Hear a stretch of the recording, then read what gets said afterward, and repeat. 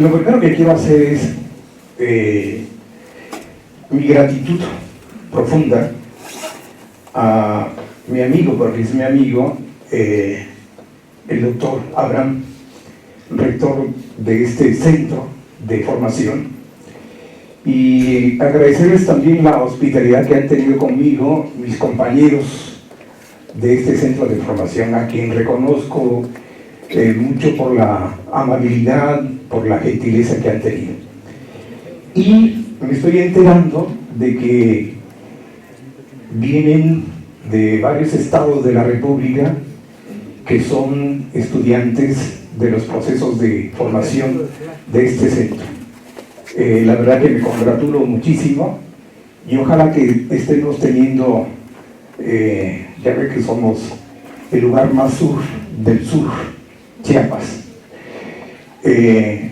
la afectividad y la amabilidad que tiene este territorio, ojalá que les esté recibiendo en esta bienvenida.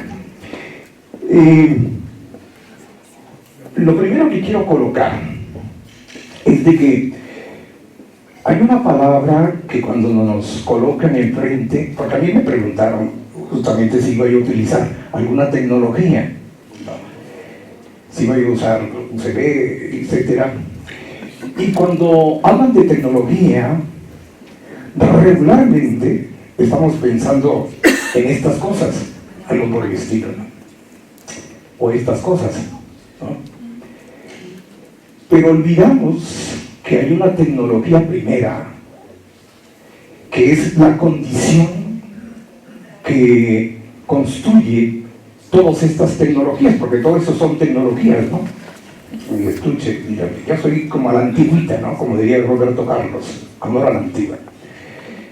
Y la herramienta que quiero colocar como la primera tecnología que nos condiciona en nuestra propia condición de humanidad es justamente pensar. Y es lo que quiero justamente traer a cuenta. Hacer un recorrido posible de pensar en términos de esto que han venido ustedes recuperando en esta semana de jornadas académicas. He escuchado con puntualidad la primera conferencia que dio una argentina que habló sobre el pensamiento decolonial, ¿no? Cómo se constituye, eso fue en los años 70, ¿no? Con Aníbal Quijano, que empieza a surgir desde ahí, desde una forma de pensamiento del sur. Se abrió ahí una apuesta y se discutió. Segundo, después viene por ahí Eduardo Andere, que habla claro, de su formación desde la escuela de Boston, ¿no? Claro, tiene pedigrí, sí, claro. Y desde ahí empieza a colocar una ruta sobre las famosas reformas educativas que se establecieron en el siglo XX, pero hace una ruta donde va colocando unas claves de un recorrido posible de un proceso de formación, ¿no? Desde los griegos, cuando habló de la emulación, empezó a colocar y hizo una síntesis muy apretada, sobre los procesos de aprendizaje, enseñanza, cómo se ha venido colocando, y no apareció el concepto de pensar, ni el concepto de sentir. No. Dije yo, bueno, está bien. En la tercera conferencia apareció que se tiene que ver con estos famosos paradigmas, ¿no? Que de lo cuantitativo y lo cualitativo, y que reconocía Guevara de que hay una posible articulación, ¿no? Bien, muy bien. En esta cuarta conferencia que escuché, que me la perdí pero venía en camino, se colocaron justamente los famosos conceptos de paradigmas de las rutas de investigación como campo, en el campo de la investigación educativa como tal, a partir de los conceptos de Bourdieu, y se estableció lo que es el asunto de la institucionalidad de la investigación. También es así que se habló de charolas para la investigación, ¿no? Claro, desde ahí se colocó, ¿no? Varias cosas, y hasta le desearon suerte al compañero, ¿no? Y diviértase casi, ¿no? Este es el escenario que se ha venido discutiendo en todas las conferencias. Y claro, hay coloquios, y en los coloquios están las verbalizaciones de cómo se está haciendo trabajo de investigación. O sea, ahí está, como dijo el señor rector en su inauguración, bienvenidos a la fiesta, este festejo, ¿no? Este festejo de la palabra, este festejo del pensar, este festejo de abrir los diálogos, y todo este asunto de las horizontalidades y de las inclusiones que se hagan. Pues hay toda una retórica, y es más, terminó Leticia Pons diciendo que es necesario hacer un análisis discursivo de la institucionalidad de las formas de investigación. ¿Cómo hacemos investigación? Casi lo dejó ahí, como dirían los argentinos, pivoteando la pelota, ¿no? Así dicen ellos, porque para ellos todo es fútbol, ¿no? Entonces, bien, si esto es el escenario, vengo yo ahora a querer colocar una cosa llamada topoanalítica, ¿no? ¿De qué estoy queriendo decir? Este concepto, este término de topoanalítica, no es mío con propiedad, pero si lo desapropio de esa propiedad que pertenece a Gastón Bachelard, con toda su... Él colocó este concepto de topoanalítica, topoanálisis, en el sentido de que era necesario construir una arquitectura, ¿no? A partir del concepto de casa, una arquitectura y el paisaje, para poder un poco imaginar el pensamiento. Así lo colocó él. Me llamó la atención, yo tuve una experiencia en la Facultad de Topografía de la UNICALS, y yo le dije a un topógrafo, a ver usted, dígame cuáles son los elementos centrales de un topógrafo, ingeniero, ¿no? Los ingeniosos, ¿no?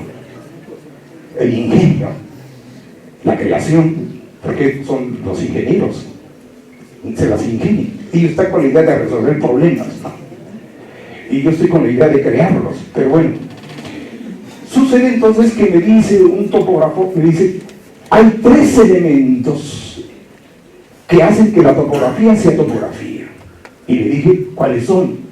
Y me dijo, 1, ángulo; 2, distancia; 3, dirección. El triángulo, dije yo.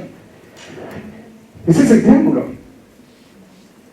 Lo traje esto acá. Y luego, cuando Manuel Kant, en la crítica de la razón pura, uno de los primeros textos, cuando hablamos de Kant estamos hablando del siglo XVIII, 1724-1804, él dio el 14 de julio de 1789, cuando vio justamente cómo se levantaba la Bastilla, y dijo, llegó el progreso, Kant, ¿no? Lo estaba viendo desde dónde, desde aquella parte que no es Alemania como tal, Prusia en ese momento, ¿no? Que era el imperio austrohúngaro, y desde ahí dijo, viene el progreso, perfecto. Pero ¿qué es lo que quiero plantear de Kant? Kant coloca dos ideas centrales. La idea de toda forma de pensar, conocimiento, obedece desde la apuesta de la experiencia. Punto número 1. Punto número 2 que coloca Kant, y que creo que es necesario tenerlo en cuenta para los que quieren tener charolas del CONACYT. No, porque esa es la idea, pues. En el fondo tampoco nos vamos a leer las manos entre gitanos, ¿no? Vengo yo a descolonizarme, ¿no? Hay un coloniaje, ¿no? Y todo ahora que, porque pusieron la H intermedia, piensa que ya se modificó todo es más, el humanismo, el concepto de humanismo es el concepto terrible que nos han colonizado, porque el concepto de humanismo es tan falso porque está colocado en el deber ser, es decir, hay una idea de llegar allá, hay un horizonte perfecto, y eso no existe, la verdad. Lo que más daño nos ha hecho en la forma de pensar del coloniaje es la idea de humanismo. ¿Y dónde se inventó el humanismo? Desde Sócrates, desde Platón se inventó ahí, y su travesía en el Renacimiento, y ahora tenemos un humanismo mexicano, ¿no? Desde un palacio, ¿no? básico. Si esto es así, entonces, lo segundo que apuesta con Kant, que es necesario tenerlo en cuenta, Kant dijo que nuestras formas de percibir el mundo, que la realidad que decimos que es la realidad como tal, dice Kant, es un imposible, ojo, es un imposible conocer la realidad, porque lo que estamos haciendo en torno a lo que decimos que es realidad, es una construcción a priorística mental, donde las categorías de tiempo y espacio son las que nos modulan, y desde allí construimos una forma de entender el mundo. Pero no quiere decir que la cosa sea entendida por nosotros. Este es un problema fuerte que está colocado ahí desde Kant. Luego viene otro pensador, Michel Foucault, no, 1924-1986, ¿no? Siguiendo esa tradición kantiana, retoma Kant y coloca lo siguiente. Dice Foucault: el asunto de la verdad, que se ha instalado en épocas, porque nunca ha sido la misma, sino que se ha venido interrumpiendo, y esa es la construcción de la historia. El asunto de la verdad es un asunto de poder. Se nos impone, la verdad no es que esté, sino hay una imposición, ¿no? Como la imposición de Conacyt, ¿no? Lo de las charolas. Y quien no pegue esas reglas, como dice Bourdieu, está fuera de campo, ¿no? Y si esto es así, entonces me estoy preguntando, y es un poco lo que yo quiero convidar a ustedes, pensar, porque eso es lo que estoy tratando de hacer, es ¿desde qué lugar entonces es posible, o hay una posibilidad, ¿no?, de imaginar, de construir, de elaborar una ruta otra, y que esa ruta otra sea necesaria para nuestras condiciones de existencia? Esa pregunta es la que me está atravesando siempre. No tengo respuesta, y lo que voy a tratar de hacer con estos giros que estoy estableciendo, que es un poco el escenario en el que está el CRESUR y los procesos de formación, ¿no?, y que al rato van a estar los coloquios, y ahí vamos a ver lo que decía el rector, el baile, la danza de las visiones y las formas dogmáticas, como colocamos y que decimos que este es el modo, la manera de hacer investigación. ¿Desde qué lugar es posible? Y es aquí donde voy a hacer la apuesta, trayendo aquí el concepto de ángulo, distancia y dirección. El ángulo posible, que es justamente que se abre como un terreno ontológico, y cuando digo ontológico me refiero a condiciones necesarias para nuestra existencia. Eso es lo ontológico. Son aquellas condiciones necesarias que dan cuenta de nuestra existencia, que nos hacen padecer la vida de un modo u otro. ¿Cuál es ese ángulo, esa condición? Y recuperando a Kant, si es la experiencia, y la pregunta, ¿cuál es la primera experiencia que se nos aturde y que no podemos dar cuenta de ella, y que solamente la memoria, como diría Deleuze, la memoria es la primera relación intersubjetiva que tiene el sujeto como tal, la memoria?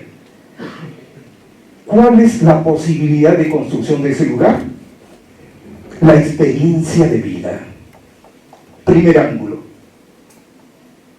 ¿Por qué no partimos nuestras posiciones, nuestros ángulos, nuestros horizontes, lo que decimos de un modo, de nuestra primera condición de experiencia de vida?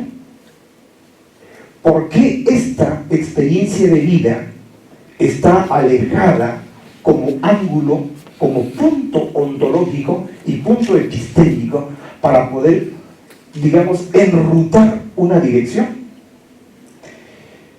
Esta está desacreditada. Esta no interesa, porque toda la instalación, con paradigmas o sin paradigmas, se ha colocado justamente de ver hacia afuera. Ver hacia afuera. Ahora que venía conversando con mi amigo Octavio y que felizmente he venido acompañado con su familia y que ha tenido la capacidad de soportarme, de estar hablando desde que salimos, no paré de hablar porque era necesario hablar porque además el compañero le pone bastante fuerte la velocidad. No. Sucede que venía contando la historia, ciertas historias, por ejemplo, como nuestra anexión de Chiapas a México. Y que le decía yo que somos mexicanos por un fraude electoral, ¿no? El primer fraude electoral. Y que en Chiapas, digo, para los que nos visitan, hay un resentimiento, porque no puedo hablar ni de Baja California, ni Sonora, ni de Nuevo León. Aquí hay una persona de Sonora, un profesor, por cierto, ¿verdad? Sí, de Guerrero también hay, sí. Sí, yo estoy entusiasmado. Y sucede que en Chiapas, por ejemplo, hay un resentimiento, porque Chiapas, la S, está configurada por la famosa Chiapa de Corzo, la pintoresca, a lo mejor ojalá la puedan conocer. Está la Chiapa de San Cristóbal, está la Chiapa de Comitán, Chiapa, y está la Chiapa de Tuxtla. El conjunto de esas Chiapas se formó Chiapas. Ese es el origen de ese. Pero sucede que el 14 de septiembre de 1824 sucede que se lleva la primera consideración electoral y se preguntan, las Chiapas se preguntan si pertenecemos o no pertenecemos a México. Y sucede que la Chiapa de Tuxtla, la Chiapa de Comitán y la Chiapa de Corzo votaron para que perteneciéramos a Guatemala. Y la Chiapa de San Cristóbal votó ese día, no sé dónde he escuchado esa historia, votaron niños, muertos, ancianos y mujeres, porque las mujeres no tenían el voto en ese entonces. Primer fraude electoral. Se sintieron defraudados y hay es lo que Jan de Vos llama resentimiento. La pregunta es, nosotros los chapanecos nos habita un dolor histórico, una ruta histórica que nos habita desde adentro. Ese es un punto. Otro punto. ¿Se han preguntado ustedes por qué hay en todas las leyendas de todos los pueblos un diluvio? La idea del diluvio. Viene Carl Jung y plantea y dice, ¿saben qué? Si la vida surgió en el agua, la célula, la estructura celular tiene una memoria histórica.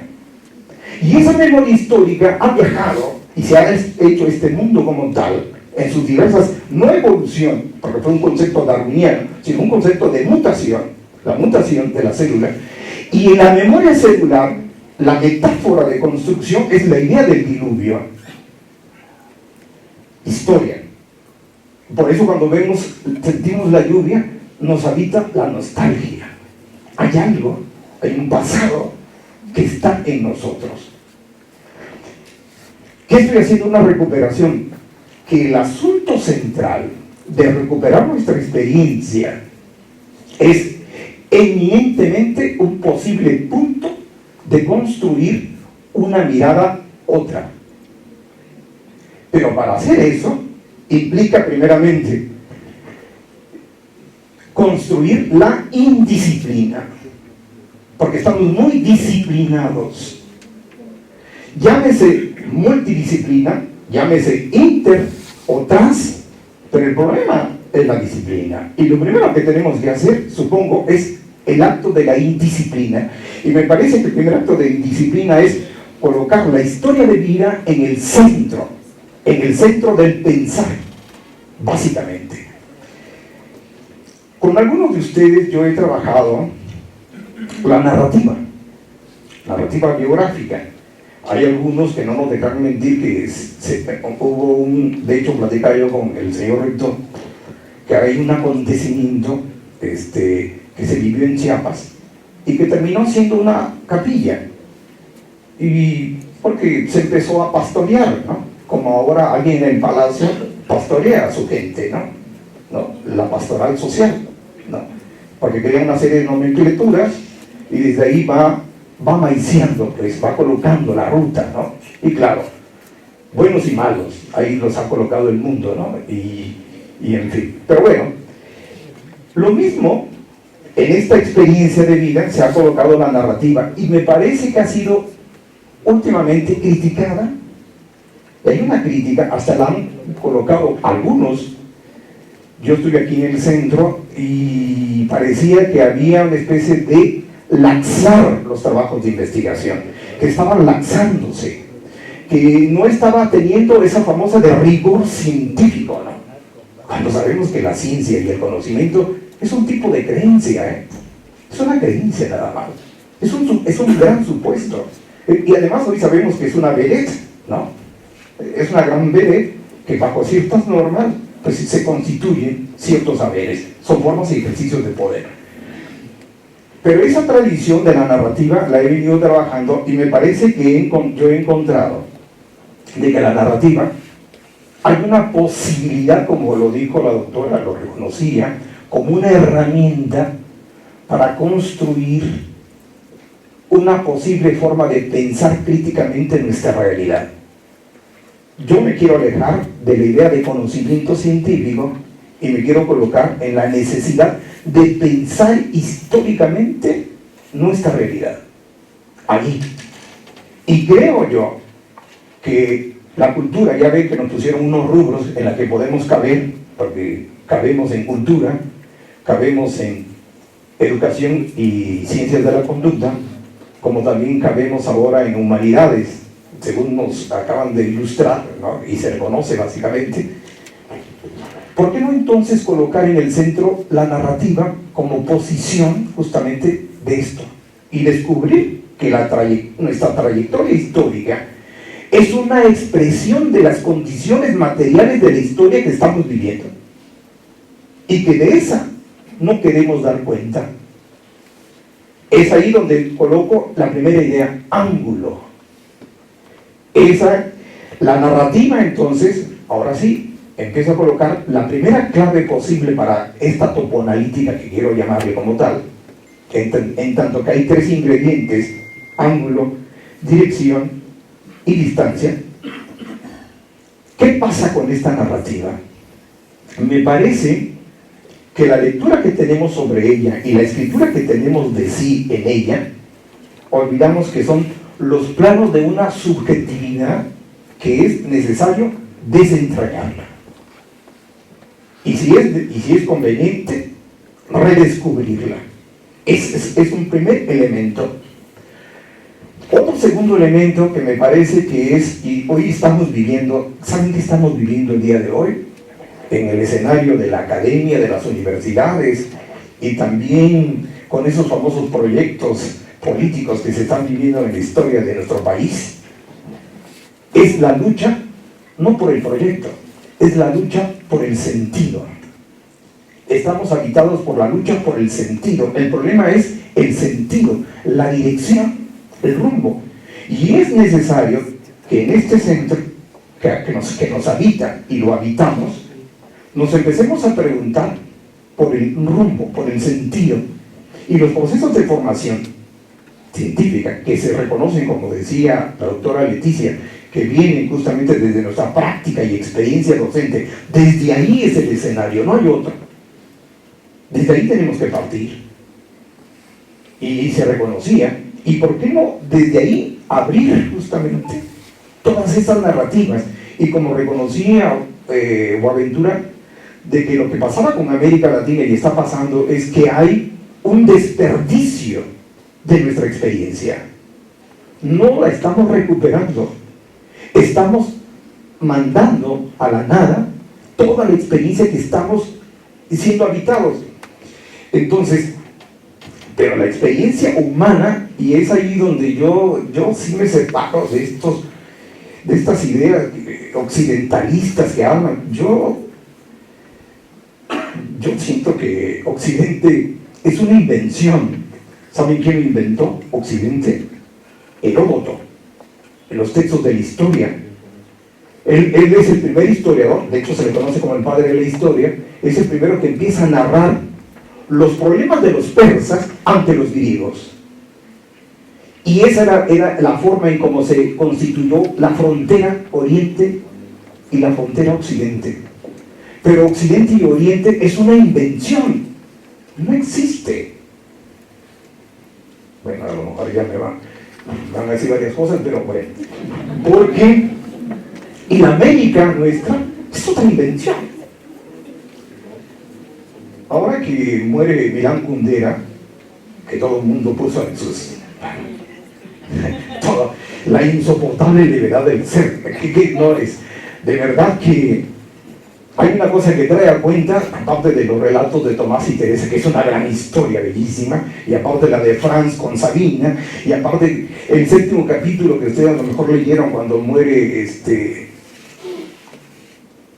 Karenin, el perro. Yo nunca me había conmovido un texto como el de Milán Kundera, que lo había leído en el 85, 86, pero ahora que lo leí, de nueva cuenta, ¿qué quiero decir?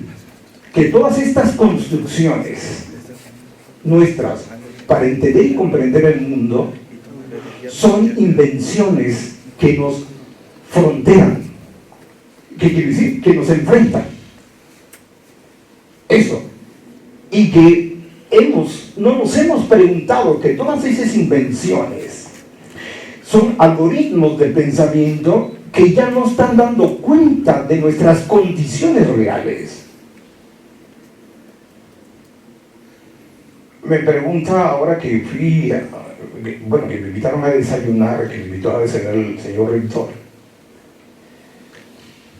y que se acerca, un camarero le llaman, ¿no? Pero se acercó Juan, que nos sirvió a la mesa, me preguntó, ¿y usted de dónde es? Y yo le dije, pues yo soy de todas partes.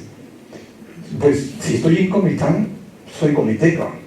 Si soy allá. O sea, soy donde yo estoy. De ahí me siento. O sea, la idea de la universalidad, que es un poco el sentido, yo lo que estoy queriendo colocar es abrir el sentido, ¿no? Porque hay conceptos que no nos ayudan, como el concepto de inclusión, ¿no? No entiendo, ¿no? Eso no existe, es imposible, ¿no? La educación exclusiva es un mito del paraíso perdido, que no se dieron cuenta de que Adán y Eva fueron ya excluidos, ¿no? Es la historia de las exclusiones. Es más, yo le dije aquí al rector, yo ya me voy de esta comunidad porque necesitaba yo excluirme, irme, autoeliminarme, era necesario para pensar de otra manera. Mientras todos los que quieren pertenecer a las tribus, porque todo es de tribus, hay que pertenecer a círculos, ¿no? A los clubes de Dobby, ¿no? Porque de alguna manera, la exclusión como posibilidad de apertura y de horizonte. O sea, al inverso, al revés. Porque el problema es el sentido. Ese es el sentido. Bueno, ángulo, sentido, distancia. ¿Hasta dónde? Ahora que venía yo con mi amigo Octavio, también estábamos platicando sobre este asunto de la palabra la herencia. Y cómo educamos a nuestros hijos, ¿no? Y cómo ahora hay que cuidar a los padres adultos. Porque si no, se fracasa el cuarto mandamiento del decálogo, de honrar a tu padre y a tu madre, ¿no? Y que los conceptos de paternidad y de la maternidad, cómo se han constituido y en qué relación se están colocando, ¿no? Y se habla de autonomía y de libertad y de independencia cuando realmente lo que se está construyendo son una trama de superitaciones, de subordinaje, de vigilancia, de supuesta procuración, cuando el problema central está en cómo habilitarnos de tal manera autopoéticamente. ¿Qué quiero decir?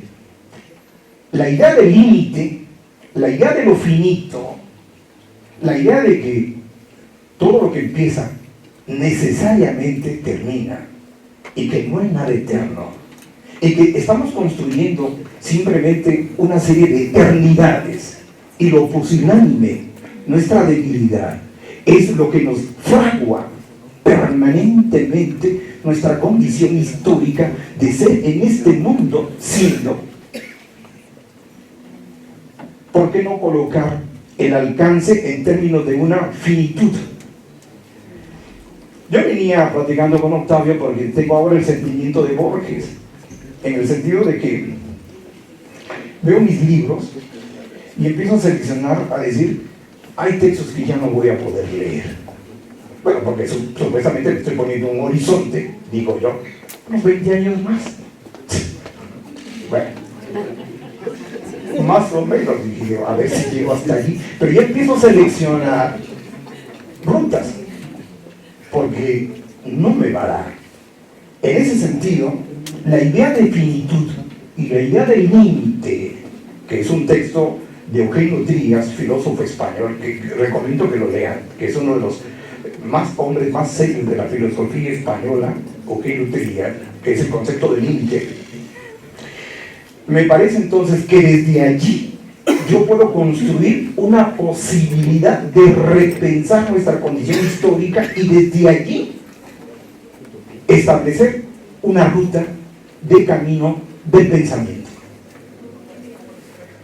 Y yo me alejo del concepto de conocimiento científico porque este es una vedette, como decía hace rato, que no está dando cuenta suficiente del mundo. Y es necesario, me parece, colocar el pensar histórico, el pensar desde la experiencia propia, el pensar desde el sentido, el pensar desde la finitud, como una posibilidad de imaginar una ruta que me permita, y que quede claro, no es el problema la verdad.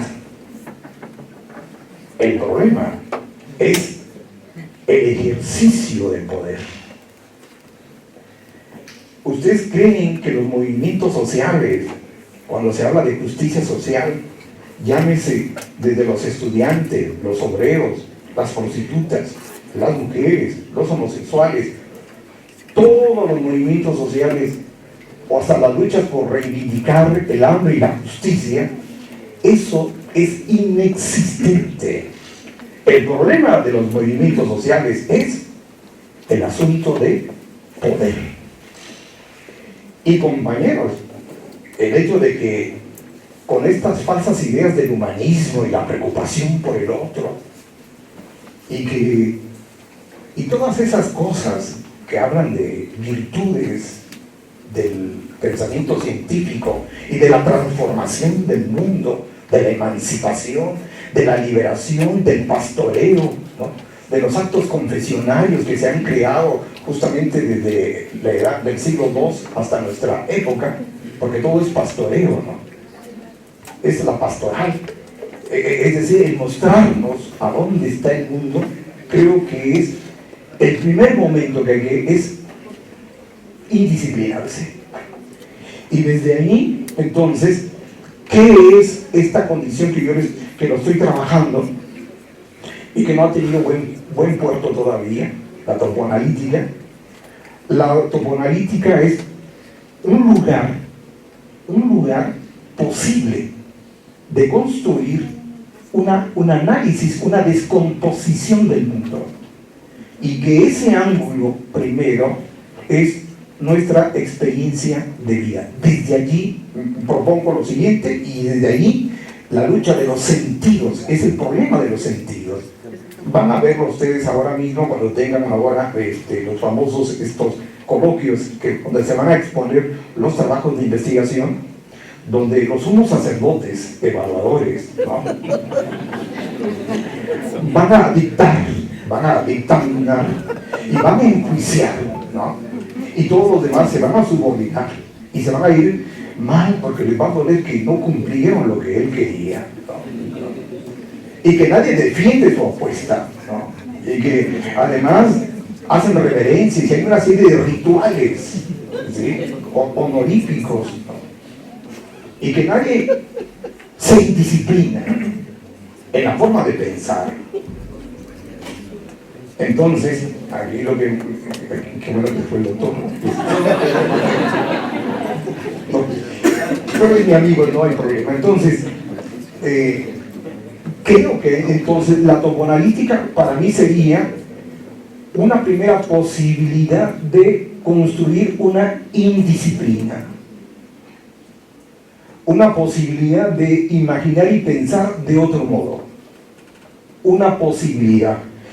Y yo lo puse, de verdad que me porté muy soberbio y dije yo, no hay humildad aquí cuando yo coloqué ese, sí, ¿no?, un lugar, no le dije lugar posible, ¿no?, que es un lugar posible, yo dije lugar para construir, o sea, sí, ya ahí le ofrezco una disculpa, la verdad, y es aquí donde abro una posibilidad, y no quiere ser paradigma, porque luego ya nos encajan, ya ven que están los triangulitos, ¿no?, y que esta cosa de la posmodernidad y la colonialidad y todos esos paradigmas donde nos encajonan, ¿no?, y no permiten, porque aquí al final del día, ¿qué es lo que estoy queriendo construir? Lo que diría Hugo Seligman, la necesidad, porque esa es mi necesidad, de no pensar, no imaginar, no sentir, no soñar, no colocar la esperanza desde los marcos teóricos. Es urgente suspender la teoría, no hablar de ahí. Si el problema es la realidad, y la primera realidad es mi memoria, mi primera relación conmigo mismo, entonces ¿por qué demonios no partimos de allí?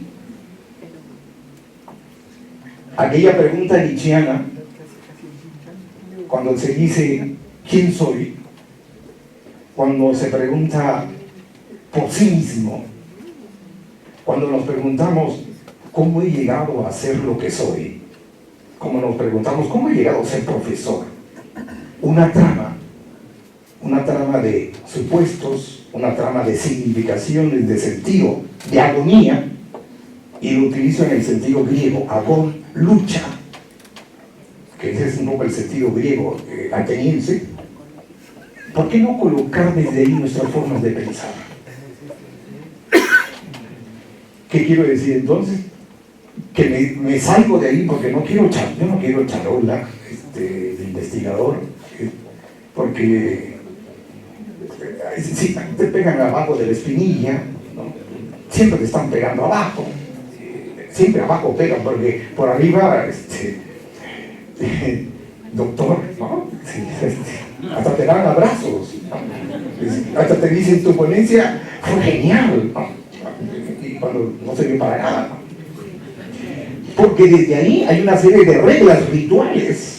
Hay unos ritos ahí, ya no sé, lo leyeron con Pierre Bourdieu, lo explicó bastante bien la doctora Leticia, donde esas reglas, esos rituales, se parecen mucho a los rituales religiosos. Lo mismo sucede. Somos una tribu. Aquí somos una tribu donde colocamos nuestros propios cercos y sobre esos cercos imaginarios nos damos con todo. Hasta... Bueno, ya no lo voy a decir porque... ¿Tan es así entonces? ¿Cómo construir entonces? Es necesario construir una rebeldía, una revolución cultural en el pensamiento de los sujetos, que no es otra cosa, aquí está el asunto, que es el sentido, los sentidos. Exacto. Como le preguntaron a Alicia, ¿no? O Alicia le pregunta, ¿no?, ¿Cuál de estos caminos debo tomar? Maestro, ¿cuál es la técnica? Me preguntan, ¿cuál es el método? ¿Será que este método fenomenológico está muy bien? ¿Será que este hermenéutico? ¿Será que esto cuantitativo? ¿Será que...? Es decir, desde esa instalación se quiere hacer la ruta. Y yo pregunto, ¿y para dónde quieres ir? Para el CONACYT. Ah, pero estás bien. Sí. No, sí, estás bien. Entonces, es más... pero si mi ruta de construcción es pensar por mí mismo, porque eso lo pusieron desde porque le preguntaron a la Argentina, ¿no? Y a veces, es la primera vez que veo una mujer argentina humilde. Digo, cuando uno de los estudiantes le pregunta y le dice, ¿y cómo hacer para quitarme toda esta colonia, ¿no? La colonia, el coloniaje, ¿no? Ella contesta que no hay receta. Lo contesta, no hay receta, no hay modo. ¿Qué hay que hacer entonces? Ella hablaba de una invención, de un invento, que lo retoma de otro autor. Yo hablaría de una creación, más al estilo de Cornelius Castoriadis. Y la creación está justamente en la psique del sujeto. Y la psique del sujeto es esa construcción histórica que nos habita. Y esa es la posibilidad. Y eso es donde yo estoy colocando este topo subterráneo, este lugar oscuro, esta psique, justamente, que está llena de historia y que es necesaria acabarla para encontrar que hay un magma, ya saben que es un magma, ¿no? Este sedimento de cuerpos de piedras, de la lava, este magma de significaciones son los que nos habitan, que están petrificadas. Esa excavación, ese ir hacia adentro, esa profundización necesaria, es la urgente. Es urgente dejar de mirar hacia afuera para poder construir justamente otra historia posible. Este topo es justamente el lugar donde yo estoy tratando de convidar, reflexionar. No hay método, no hay técnica, no hay camino. Es necesario andarlo para construirlo. Es necesario hacerse de sí mismo para poder imaginar y construir otro mundo posible, pero que quede claro, ese otro mundo posible no es mejor que este, simplemente es otro. Muchas gracias.